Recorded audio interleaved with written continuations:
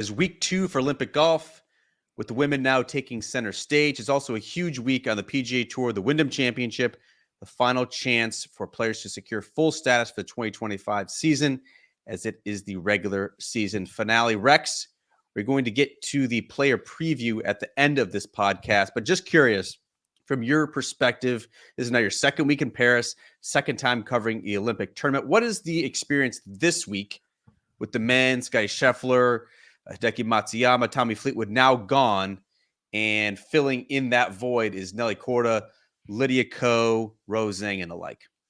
I think the anticipation based on what we saw last week, we sort of addressed this, that Monday through Wednesday last week for the men, it was a ghost town on the golf course because fans at the Olympics aren't allowed during practice rounds. And that's sort of what you were dealing with. So you didn't know what to expect when you showed up on Thursday, and Victor Perez hit the opening tee shot early Thursday morning last week for the men, and it was a scene. It got the week off to just an unbelievably cool start, and it really set the tone for what we saw the rest of the week. We saw unbelievable crowds. They were sold out. They were energetic. I think Rory McIlroy probably said it best when he was asked, is this a major? And he shook his head and he goes, this is more fun than a major. And I think that's what we ended up with. It's a similar scenario this week. Now it's a shorter build-up. We only have Monday and Tuesday. The women's competition starts on Wednesday, which is why we're taping this on Tuesday. But no one's been on the golf course the last 2 days. I will say there were enough women on property on Saturday and Sunday, and some who have been here for the entire time, who probably have an understanding of what tomorrow is probably going to be like on Wednesday morning when you have the world watching golf again. And I think that's what we're going to end up with. And it's hard to explain for someone who hasn't seen it. It was shocking to the men last week because they weren't anticipating that, because we didn't have that in 2016 in Rio. It's not a nation that really embraces golf the way we probably wanted to. And I've spoken to a lot of people about this week. Obviously, with Tokyo, the last time we played the games 3 years ago, COVID-19 sort of took a toll on that one. This is so different and it's so exciting. And coming into this week, I think that's the part you want to embrace. And then you want to start seeing, and I had Annika Sorenstam on Golf Central earlier today talking about, she's the president of the IGF, how different the course is going to play last week versus this week. And we can get into some specific examples here, but it's so cool when we have these back-to-back weeks. I remember the US Open did this a couple years ago at Pinehurst. Like, you don't really want to make the comparisons, but there will be something really, really cool to the idea of when Lydia comes to the 18th tee. And well, Scottie Scheffler did this last Sunday on his way to a gold medal. And it'll be a little bit different because it's going to play as a par 5 instead of a par 4. But I love the comparisons.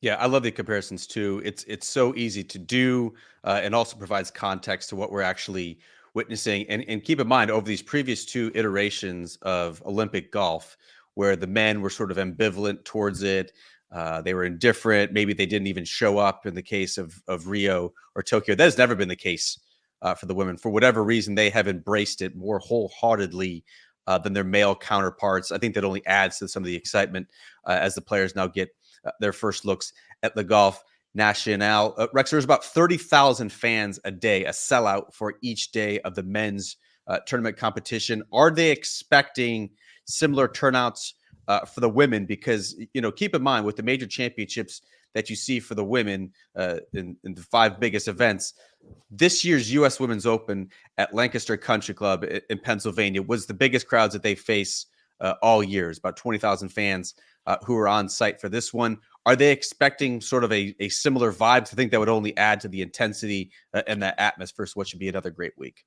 According to officials this morning, the last 2 rounds, which will be Friday and Saturday, they are sold out, which is going to be right around that number of 30,000 people a day. And the first 2 rounds, Wednesday and Thursday, are trending in that direction. I will say the anticipation is that we reach that threshold that we reached last week, simply because golf has such a degree of popularity in France that we did not see in Brazil. We certainly did not see in Japan. I think what Perrine Delacour, who is the French woman who will hit the first tee shot tomorrow morning early, what she will experience will be very, very similar to what Victor Perez experienced last week for the men. And I will say it was pretty cool. We just learned this morning, we were going through the production meeting, that officials had planned on using the tee box 1 forward from where the men played on the first hole. And the golf course is going to play shorter, obviously, for the women than it did for the men. But based on what happened last week with Victor Perez and that scene and how it sort of just set the week up for success, they decided to use essentially the front end of that back tee box to get the same feeling, to get the same vibe. You know what that was like going back to 2018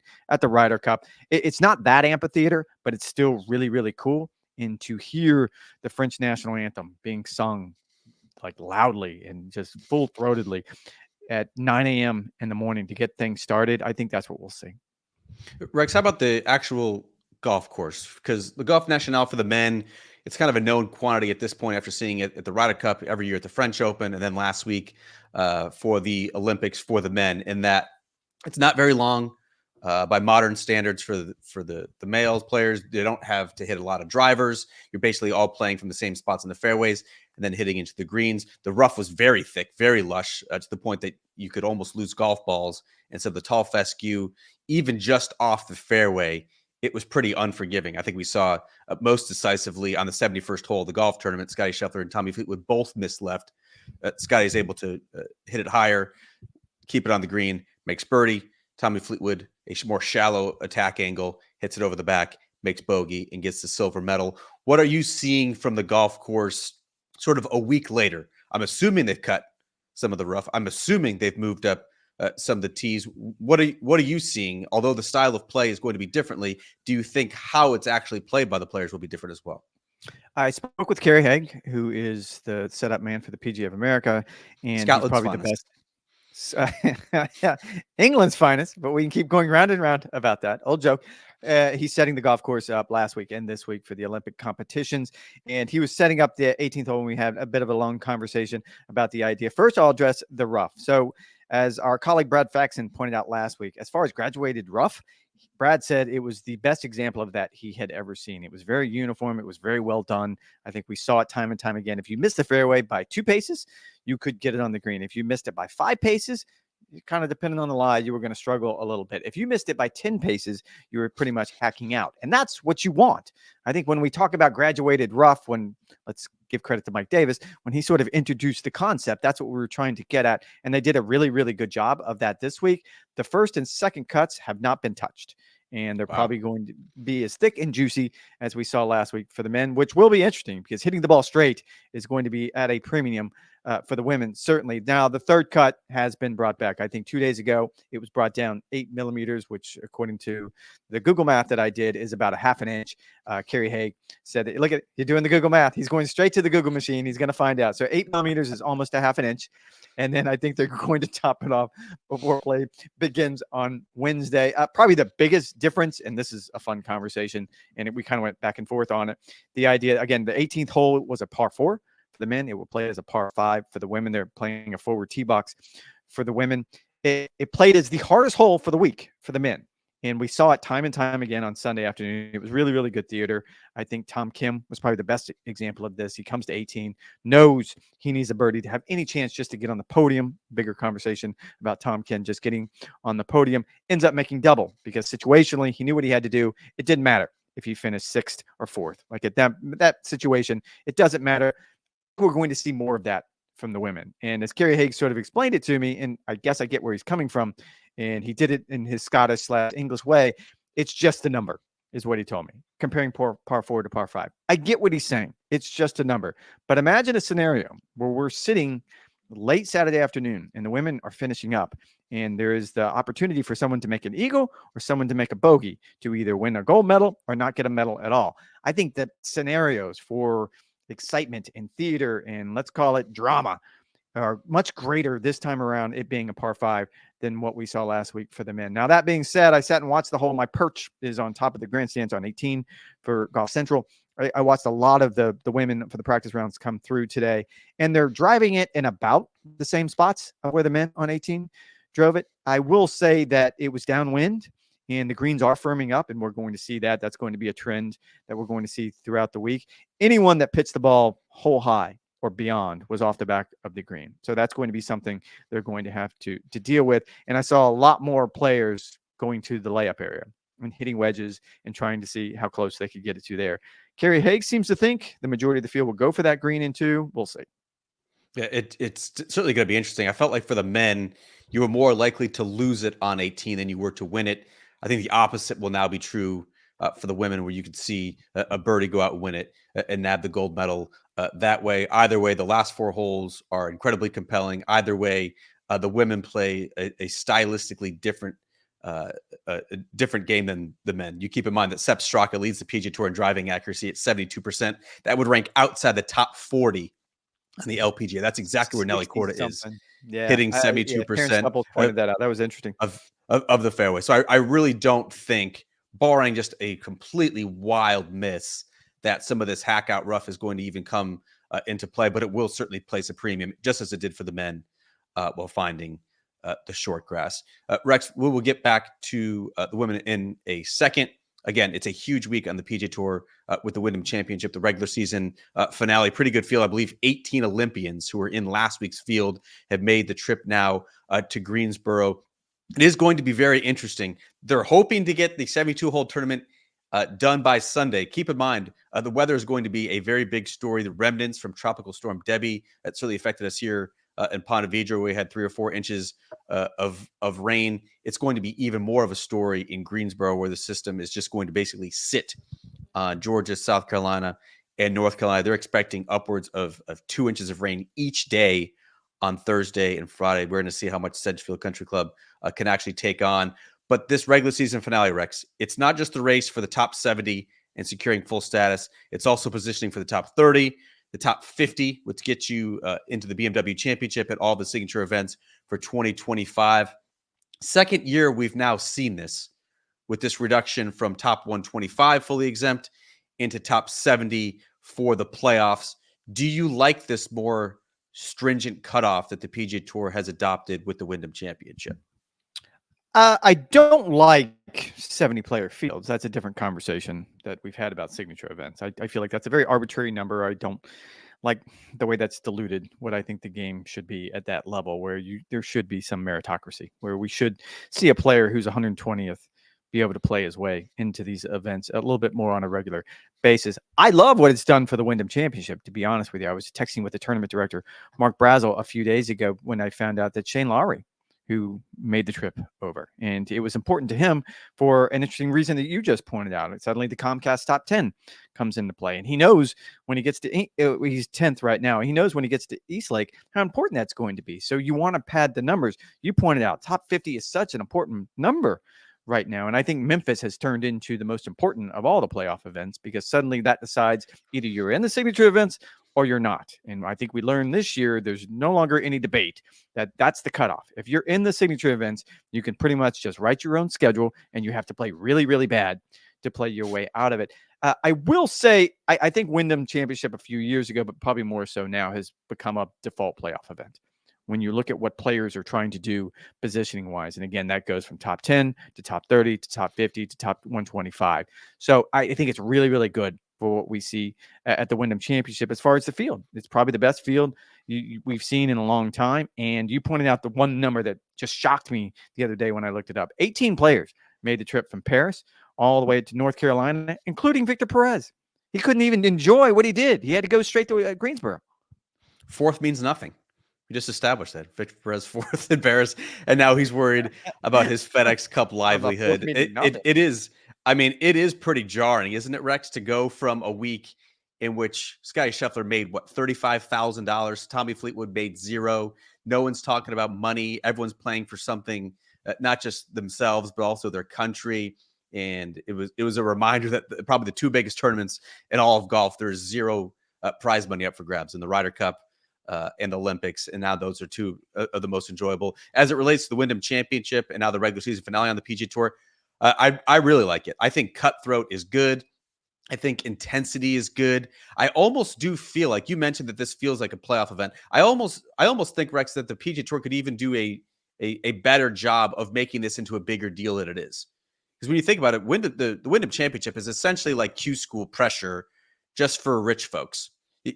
Trying to get secure status, trying to make sure you're basically going to be guaranteed $750,000 at minimum based on playing a full PGA Tour schedule next year.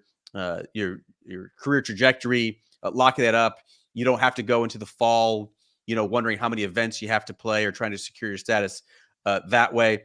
And you look at some of the names who are not yet either secure for the BMW Championship in the top 50 for next year, or even the FedEx St. Jude Championship. Victor Hovland is 55th. He's not playing this week. Minwoo Lee, 62nd, who was last week at the Olympics. Jordan Spieth is in the field this week. He is 63rd. Nikolai Hogard is 80th. Ricky Fowler just outside the top 100. Yes, I understand there's other opportunities in the fall if you play a couple times and you make sure you're still among the top 125 as it relates to Victor Hovland. As long as he's inside the top 30 in the official world golf ranking, he's still going to be in the signature events for next year as well. But I like the idea, Rex, of having fewer fallback options, having fewer safety nets. I think that makes for a more compelling, cutthroat product that I think translates better to TV audiences as well. Well, and I think that's where we're heading one way or the other. When we start talking about whatever the product's going to look like next year or beyond, I think it's going to become more draconian, because you're going to end up with a situation where it's a hard deadline. It's a hard cutoff. Whereas before, if you start going down, I'm trying to remember exactly how many. If you go into the PGA Tour Media Guide, I think at one point there was 39 different categories of players of varying skill levels and various popularity who had some sort of status on the PGA Tour, starting at the major champions and going all the way down to, I think it's called the veteran category, which you might get into 3 or 4 events over the course of the year. I think you're going to see those peeled away. And to that point, events like the Wyndham Championship are going to become more and more important, because suddenly it doesn't mean, I guess you could make the argument that a finish here is no more important than a finish at the American Express way back in January. However, this one feels more important, because if you've gotten yourself to this point in the season and you're 53rd and you don't have the luxury that Victor Hovland has of being top 30 in the world, or knowing you're going to get some sponsor exemptions, this means something. If you get to this event and you're 127th and you're staring in the face of a fall where you're going to have to scramble and play as much as humanly possible, this means something. I'll go back to Billy Horschel. And I think you and I were both there at Royal Troon when he finished up. And look, he made a spirited run there at the Open Championship. But as he was walking off stage, I think you heard it, he was asked, are you going to, I think the 3M was the next week, if I'm not mistaken. Are you still going to the 3M Open? And it was like, yeah, I'll be on the range on Monday afternoon. He ended up withdrawing. I think he was sick, but he showed up there. And I think that's an indication of how important closing stretch is to players. Yeah, I absolutely wish I was covering next week in Memphis. I agree with you. I think that's the most important playoff event. Instead, I'll Why aren't you with in my Memphis? with my 5-year-old who's beginning kindergarten. It's a Thursday start. It is a whole thing. Instead, I will be for a couple of days at the BMW Championship at Castle Pines, where everyone is happy. Is just happy to be there because they've already secured exempt status in the signature events for 2025. Everyone is in a very good mood. They can literally only improve their positions and improve their livelihoods and improve their bank accounts. You've mentioned the names, the Rex. I was pretty surprised to see, just how little a PGA Tour win can get you. And I understand it gets you the 2-year exemption. It gets you into a host of other big events. It gets you a lot of money. But keep in mind, like a player like Jake Knapp, right, who won in Mexico, and they also followed it up with a good week the following week in Palm Beach. Jake Knapp, winner on the PGA Tour 4 times. He finished in the top 10 this year. He's 47th.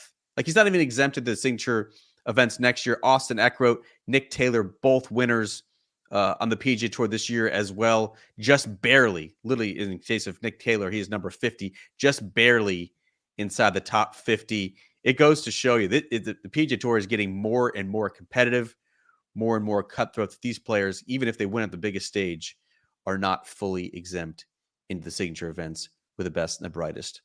We'll play more to come on that front. It will certainly be a highlight of our recap podcast whenever it is that we do record that. Rex, let's finish this podcast with a bit of a women's preview. You've been talking to the players over the past couple of days. I first wanted to start with the world number 1, and I would think the biggest headliner this week in Nelly Korda. Been a bit of a strange season. I mean, she won 6 times in the first 5 months of the year. Everyone's sort of comparing her to Caitlin Clark. She's getting some national attention. And then she follows it up with 3 consecutive miscuts, 2 of which came in the major championships with the U.S. Women's Open and the KPMG Women's PGA. She's also the defending gold medalist at the Olympics. You talked to her. What was her mindset? What was her vibe as she entered the first round on Wednesday? I talked to her, but more importantly, I had a chance to talk with her swing coach, Jamie Mulligan, who you and I. And as normal, the line that he gave me is he wants to take the macro, because we're going to not take the macro. You and I are going to drill down into exactly what has happened this season. And what's happened is she got off to a historic start by winning six times, which is an amazing accomplishment when you look at how well she was playing. I mean, she was Scottie Scheffler-esque, Tiger Woods-esque, however you want to put it. And then she hit the wall where she missed 3 straight cuts. She shot the highest round in her LPGA Tour career. And I just think when you look at the comparisons, and I said this today on Golf Central, you and I are golf writers, and so we always kind of put the things in context. So you're always looking for the moment. You're looking for the snapshot that you're going to remember when it comes time to write the story. And for me, the moment was late Sunday afternoon when Scottie Scheffler was finishing up on the 18th hole, and Nelly Korda was watching from sort of back by the clubhouse. And it was impossible not to see the comparisons, not to see the dichotomy between the two. Both of them are clearly the best in their sport at the moment. Both of them have won 6 times coming into this event. You can connect the dots very, very easily. The difference is Scottie Scheffler showed up at Le Golf National still in form, still playing well, still sort of casting that shadow that everyone, that existential fear, dread that he has when he starts playing well, like we saw on Sunday afternoon. I'm not saying it's gone for Nelly, but certainly when you look at the ups and downs that she has experienced this season, there are question marks. It's not as though last week it was easy for me to sit here and tell you Scottie Scheffler is going to win a gold medal. Like, that was really, really easy. I didn't go out on a limb by doing that. I think you scoffed at me for going straight chalk on the medal stand. But let's just be honest. Like, it's really, really tough to pick these things, as Tokyo proved. I would have never picked Rory Sabatini at 161st in the world to win the silver medal. However, Scottie Scheffler is about as good of a bet as you had going into it. I don't know that I feel the same way about Nelly. Just to be quite frank, she has gone through the steps in the process, and Jamie Mulligan pointed out that he feels confident in where she is in her game. And Jamie, being maximum Jamie as only he could, his point is, earlier in the season, she was at noon on the clock. She was clearly at noon. She was winning everything. But he was quick to point out, I've seen players win at 25 to noon. So it doesn't matter where she is on the clock. And he feels like she has put in the time and the effort. She's prepared for this tournament just like she would any other tournament. She's comfortable here in Europe. I still think she should be in that category when we start talking about who's going to win the gold medal. She is clearly there. I would put Lydia Ko probably right there next to her for simply maybe sentimental reasons, as well as, how well she can play in this particular case. But there's still so many more question marks around her, and which I think makes for a compelling story. Yeah, absolutely. I mean, she appears, at least from the outside, to be a shell of a player she was just in May. Just the complete dominance, 3 consecutive miscuts. The only time she did not, in her most recent start, finished outside the top 25 as well at the Evian Championship. You would not think, we talked about driving accuracy at the beginning of this podcast, you would not think that this would be a great fit for her style of play. She is more erratic than some of the other top players. But if she does have the driver working, she will give herself such an advantage because she is so long off the tee. How about some of the other storylines, Rex? Whether it's Lilia Vu, the world number 2, another American who returned from injury, won her first start on the LPGA. Lydia Ko trying to win and get into the Hall of Fame. She's the only player, male or female, who has medaled in the previous 2 Olympic competitions. That's certainly an incredible achievement. Hannah Green has made a big move in the world rankings this year. Celine Boutier trying to ride those vibes from Victor Perez and the home crowd there. Brooke Henderson is now outside the top 15 in the world rankings, but is always a threat. How about the Swedes? How about the ties? Who do you like in some of the other storylines and for people to watch this week? In our pre-show meeting this morning, I don't know if you've ever had a chance to work with Morgan Pressel, but she brings a lot of energy. And so I was going to do a Q&A with her today. And just very, very offhandedly, I'm like, Morgan, what are you thinking about talking about? And she didn't stop talking for 10 minutes. And she just hit me with a sort of a fruit salad of rat-a-tat-tat storylines. And that's what we went with on air. And I thought it was very, very good. But all the things you just spat at me, she spat at me as well, in very, very detail and a lot of passion. And I can't wait to hear Morgan on the call this week, because she's really been looking forward to this for a long time. If I had to pick a couple storylines, I told our former colleague and XM Radio, PGA Tour radio host, Jason Sobel, this last night when he asked me, like, if you were going to give me 3 on the medal stand, who would you want it to be? And selfishly, because I love the story, it would be Lydia Ko, Lydia Ko, Lydia Ko. Because I love the idea of someone completing, I don't know, whatever you want to call it, the podium slam and winning the gold to go along with that silver and bronze medal. That in itself is really cool. I can't imagine.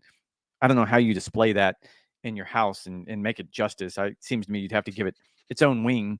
I guess we'd have to ask Michael Phelps what he does in his house. The other half of it is, and look, this is sort of getting overlooked. It gets her in the Hall of Fame. It's that 1 point that somehow is keeping her out of the Hall of Fame. And I'll go back to the interview I did with her. She was actually here on Saturday for the men's competition, and I did an interview with her on the broadcast. And she said something that struck with me because I hadn't really put it in context. And it wasn't even a brag, humble, or otherwise. It was just fact. It's, I'm the most decorated golfer in the history of the Olympics. And she is. There's no way to debate it. She has 2 medals versus everyone else who only has 1. Now, granted, it's not a gold, but when you start looking at it in context and seeing Michael Phelps last week, and you start understanding, like, man, that's really, really good. We get lost in our little playground of golf sometimes, but that is awesome. And the idea that she could complete that slam this week is so cool and so compelling. And I think she's relaxed. I mean, she doesn't seem to be wearing the weight of the world on her shoulders. I think that part's fun. You mentioned Celine Boutier. Last week with Victor Perez really made the story for me. Everything else was awesome, but that really made the story because it brought the crowds out. It brought the home crowd out, and you see it at every venue. If there is a French person that's in the hunt, whether if that's swimming or we went to beach volleyball the other night, or wherever it is you go, it just brings something special out of the crowd. And to be honest, Victor Perez was not one of the favorites for anything coming into this week. Celine Boutier is one of the favorites. She's 10th in the Rolex rankings. She should really be in the mix for a medal if she plays anywhere close up to her potential. That's going to be fun to me. And then sort of the final chapter, and this goes back to Tokyo and to a certain degree Rio, Aditi Ashok from India. And I think I'm trying to remember exactly in Rio, she must have been 16, 17 maybe. And so through 2 rounds, she was tied for 5th. And I remember doing a story and actually calling her club in India and talking to people there. And when you think about what this could do for golf in a country like India, where it's an emerging nation, it's a developing nation, and how they value medals and how this could absolutely resonate across decades. Forget about across months and make golf popular right now. This could mean the world to golf in a country like that. And there's so many opportunities for that to happen this week. Yeah, very, very cool story. I'd love to see Celine Boutier, just as Victor Perez was riling up the crowds. I'd love to see Celine Boutier, although it's certainly a different personality, her to find some form. 4-time winner last year, Rex on the LPGA, has not had her best stuff this summer. Perhaps she could be inspired by the home crowd. It's also, you mentioned Lydia Ko, like it's wild to think she's 27 years old when the Olympics rolls around in LA in 2028 at Riviera. Lydia Ko may not be a professional golfer anymore. She may not be playing in the Olympics. I mean, she's made it very clear that she would like to retire by the time she is 30 years old. She would be 31 in LA. You would hate to think that a player who has been so good for as long as she has would hang up the spikes when she clearly has the game that she still does, but would love to see. I'm with you. I'd love to see that storyline, get that final point, get in the LPGA Hall of Fame, which is so richly deserved. Otherwise, I don't know what to say. They're going to have to change the qualification criteria because Lydia Ko deserves to be an LPGA Hall of Fame. That's above my pay grade, but I'm sure that could be done. Go ahead, Sausage Finger. Sausage Finger up. I actually wanted to point out before we get out of here, these shirts, who someone commented on, are very, very tight. I agree. They're wildly uncomfortable. And you know what else they are? They don't breathe very well. And it's been warm here. So you've seen a lot of sweat stains and a very, very tight shirt. So it's not a good look for me, just so you know. And also, I went down to the downtown Paris yesterday and got my hair cut. So I'm pretty proud about that. We good? For free 99. Very good. Not only were we called the dynamic duo of nonsense last week, you were, as you pointed out, with your shirt. Someone mentioned you look like a Greek statue, which is surely the first time it's ever been said about a 57-year-old who is undergoing meniscus surgery as soon as these Paris Olympics are over. Rex, before we get out of here, we're going to be recording this podcast. Well, maybe Sunday night, the Wyndham Championship rolls around. Maybe Monday, immediately after your procedure, since you'll be all drugged up, and that could be funny as well. But since this is the final few days of the Paris Olympics, are you going to knock anything off your bucket list that you have not yet done, or are you strictly staying to the golf course, the Golf National, and putting in your 12 hours a day? I said no more because we went last week again swimming. I thought beach volleyball was fantastic, but I have a producer who's wearing me out, Jeff Fabian. I don't want to name any names, but he wants to go to boxing tonight. So we might end up going to boxing. We might not. It takes an effort. Like it sounds terrible when you say, well, yeah, I don't want to go see boxing, but it's a tram ride. It's a train ride. It's about 40 minutes down. And then we got lost coming back the other night, so that was a train ride and the Uber ride. So it's not as easy as you might think. But yes, I think I will probably go to one more thing. Yeah, I love when I did the 2012 London Olympics. I loved watching the track and field. I've been watching that over the past couple of days. The fastest man and woman in the world. The 100-meter competition's great. I watched the steeplechase. That was very exciting. I watched. I'm going to butcher his name. Duplantis, the pole vaulter. Like that was absolutely insane. He was almost like a meter higher than everyone else. Set his own world record, not just Olympic record, but his own world record as well. Planted a smooch on his girlfriend. It was all very exciting. Rex, I hope you enjoy the rest of your Olympic adventure. You guys know the drill. You can find him during the tournament broadcast conducting all of the interviews. Those 2 questions really hit those athletes incredibly hard. In the meantime, you guys know the drill. NBCsports.com/golf. All the latest news, notes, and updates. Again, a little bit TBD on our recap podcast record time. Would love to get the Wyndham Championship in there on Sunday, but again, Rex is on our Going the Knife. I think like 8 or 9 a.m. Eastern time on Monday. Would love also to do it after that when Rex is hopped up on Vicodin. All right. Thanks for listening. Thanks for the support. We'll talk to you guys in a couple days. Enjoy the rest of your Olympic adventure.